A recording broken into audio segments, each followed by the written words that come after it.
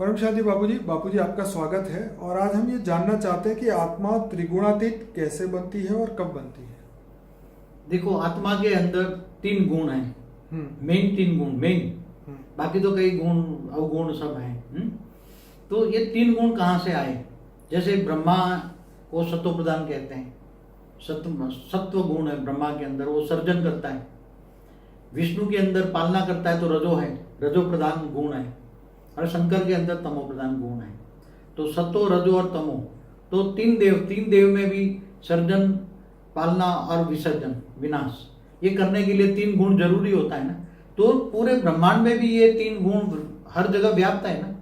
चाहे देवता हो तो देवता भी सर्जन करता है, सूक्ष्म शरीरों में सर्जन होता है, सूक्ष्म लोक में भी सर्जन होता है, मनुष्य भी सर्जन करता है। तो सर्जन करने का गुण, जिनको गुण कहेंगे, सर्जन का गुण ब्रह्मा से आया ना।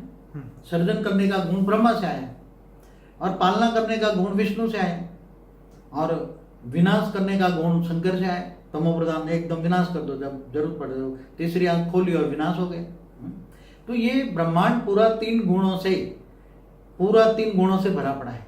चाहे भूलोक हो, भूपुरलोक हो, स्वलोक हो, महालोक हो, जनलोक हो, तपलोक हो, फिर ब्रह्मापुरी हो तो ब्रह्मापुरी में ब्रह्मा के गुण, विष्णुपुरी में वैकुंठ जिसको कहते हैं, शिवपुरी में जाओ ऊपर सूक्ष्मोदन में शिवपुरी।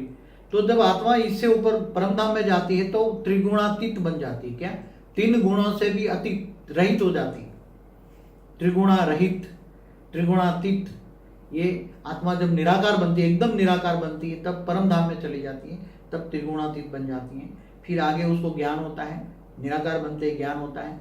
तो ब्रह्मांड से महाब्रह्मांड भी जा सकती है, परमा ब्रह्मांड भी जा सकती है, मतलब गैलेक्सी, यूनिवर्स तक जा सकती है आत्माएं। अच्छी आत्माएं, पावरफुल आत्माएं हैं, तो इसलिए उसको ज्ञान होता है। ज्ञान 3 गुणों से परे जब आत्मा होती है तब उसको ज्ञान आता है। जब तक 3 गुण में फंसी पड़ी आत्माएं, सर्जन, पालना और फिर विसर्जन। मनुष्य भी ऐसा ही करता है, सर्जन करता है, फिर पालना करता है, फिर जब गुस्से में आ जाता है तो उसका ही विसर्जन कर देता है। तो ये पूरा ब्रह्मांड 3 गुणों से भरा पड़ा है।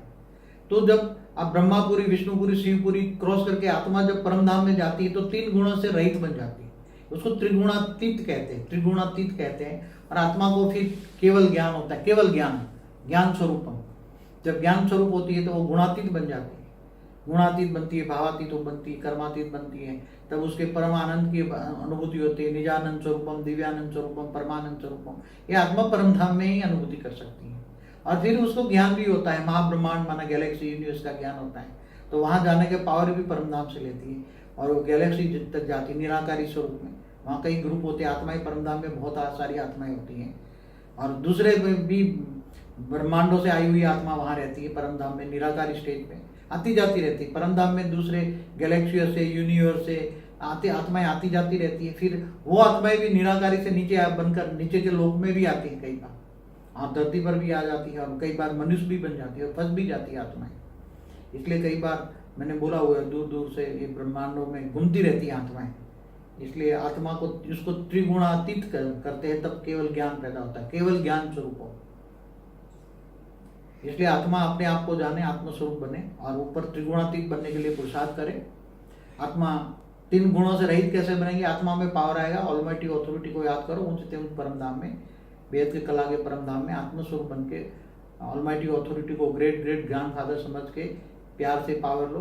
पावर आएगी तो तुम सीधे ऊपर के लोकों में आत्मा निराकारी बन के चली जाएगी, परमधाम चली जाएगी, और त्रिगुणातीत बन जाएगी।